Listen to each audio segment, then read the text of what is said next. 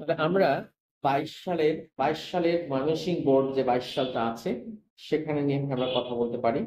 আহ, এখানে বলা হয়েছে যে a teacher is an architect of A nation. একজন টিচার হচ্ছেন একটা জাতির স্থপতি। আর্কিটেক্ট মানে স্থপতি। তাহলে এখানে architect of a nation, of মানে হচ্ছে র বা এর, জাতির অর্থটা বোঝানোর জন্য আমরা অফ বসালাম। তারপরে he plays an important role in building up an educated nation. এই যে ইম্পর্টেন্ট রোল ইন বিল্ডিং, জাতি গঠনে গঠনে ভূমিকা রাখার জন্য তিনি গুরুত্বপূর্ণ মানে অবদান রাখেন। গঠন গঠনে এই কথাটা বলার জন্য আমরা কি করলাম, ইন। তারপরে play an important role in doing something, গুরুত্বপূর্ণ ভূমিকা পালন করে। হি ডিসপেলস, ডিসপেল শব্দটার অর্থ হচ্ছে রিমুভ করা, অপসারণ করা।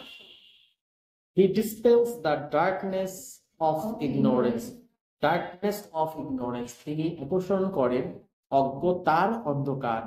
বাংলা করে করে পড়াটা আমাদের গুরুত্বপূর্ণ বিষয়। বাংলা করতে না পারলে আমাদের আসলে একটু প্রবলেম হয়। আমরা যেহেতু পরীক্ষার রুমে যাব, পরীক্ষার রুমে গিয়ে আমাদের একটু বাংলা পড়ার অবস্থা থাকা দরকার। সো এখানে বলতেছে যে ignorance of, the darkness of ignorance মানে হচ্ছে অজ্ঞতার অন্ধকার। এইখানে আমাদের একটা কনফিউশন তৈরি হয়, the lot of a nation.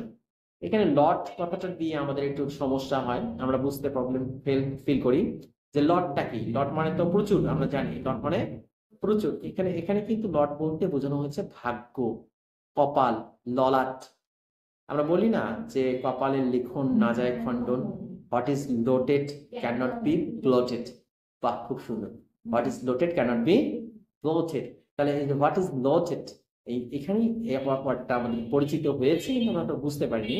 তাহলে এখানে বলা হচ্ছে যে ভাগ্যাকাশ থেকে বা ভাগ্য থেকে, জাতির ভাগ্য থেকে একজন শিক্ষক অন্ধকার দূর করেন, যেটা হচ্ছে অজ্ঞতার অন্ধকার। তাহলে এখানে কোনো কিছু হতে থেকেছে বা হইতে থেকেছে, যেটাকে আমরা অপাদান কারক বলি, পঞ্চমী বিভক্তি বলি, তাই না?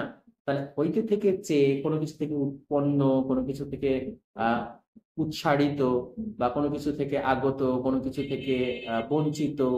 হ্যাঁ, এই ধরনের বিষয়গুলো বোঝানোর জন্য আমরা কিন্তু ফ্রম ইউজ করি।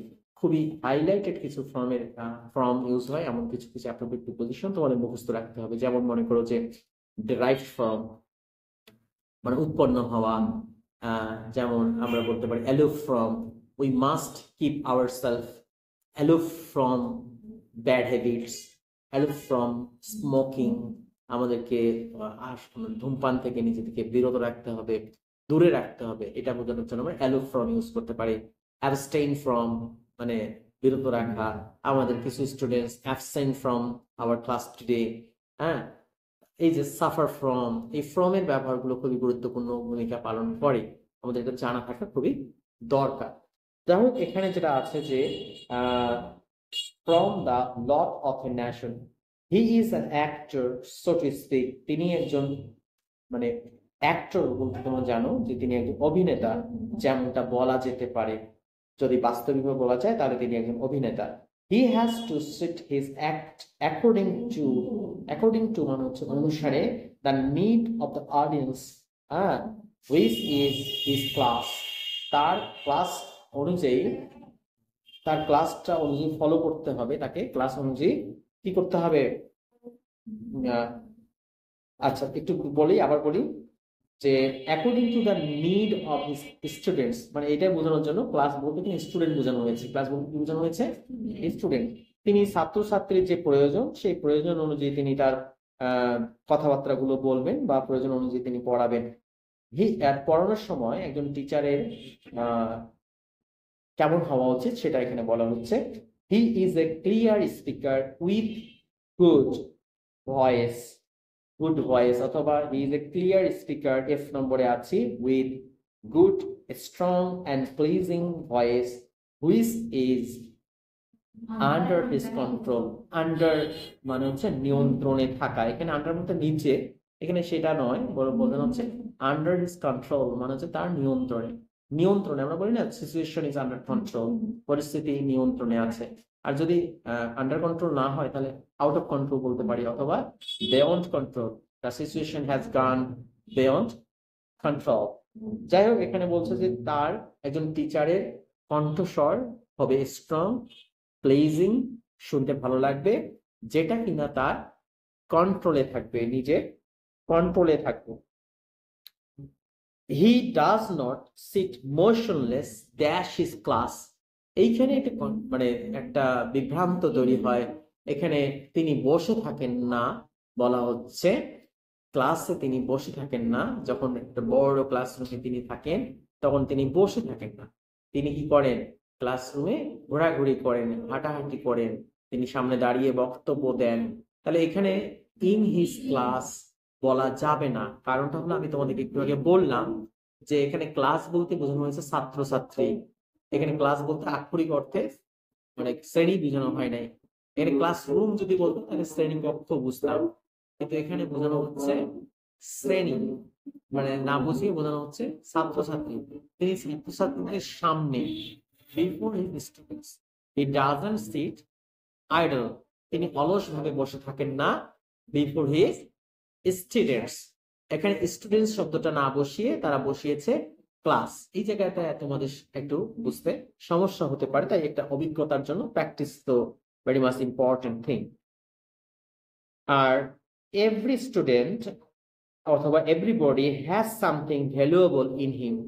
একজন টিচারের মধ্যে প্রত্যেক ছাত্রছাত্রীদের জন্য কিছু মূল্যবান কিছু থাকে। A good teacher ডিসকভার্স the treasure. একজন ভালো শিক্ষক একজন ছাত্রর মাঝে যে লুকায়িত সম্পদ আছে সেই সম্পদটা তিনি কি করেন, বের করে নিয়ে আসেন। Treasure hidden inside his student. He also wants the students to be happy, and for this he keeps them busy. একজন টিচার ছাত্রছাত্রীদেরকে চান যে ছাত্রছাত্রীরা বড় কিছু হোক, ভালো কিছু করুক, তাই শিক্ষক কি করেন, ছাত্রছাত্রীদেরকে ব্যস্ত রাখেন। A good teacher never hankers after money. Hanker after মানে হচ্ছে কোনো কিছুর পিছনে ছোটা। তাহলে এই যে হ্যাঙ্কার আফটার না বলে যদি আমরা বলতাম চেজ আফটার, রান আফটার, তাহলে কিন্তু হতো।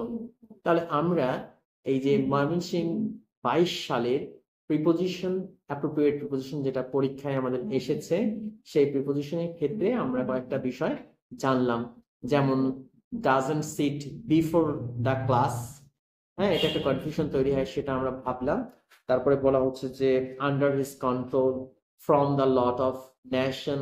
লাস্টের দিকে যেটা পেলাম সেটা হলো হ্যাঙ্কার আফটার। হ্যাঙ্কার আফটারের পরিবর্তে আমরা রান আফটার ব্যবহার করতে পারতাম, তাই না? হ্যাঙ্কার আফটার মানে হচ্ছে কোনো কিছুর পিছনে ছোটা, অথবা বলতে পারি লালায়িত হওয়া। তো তিনি লালায়িত নন। বুঝতে পেরেছো সবাই? তোমরা বাসায় এই বইটা বের করে কিন্তু আরেকবার পড়বেন, লেকচার নোটটা ফলো করবে। আর যে নোটগুলো তোমরা নিলে এটা মুখস্থ করার কোনো মানে করতে হবে, আর মুখস্থ একবারে না হলে বারবার বারবার যদি তুমি দেখো, এটার সাথে যদি কানেক্টেড থাকো তাহলে তোমাদের অবশ্য উপকার হবে বলে আমি মনে করি, তাই না? আচ্ছা, আর কোনো সমস্যা?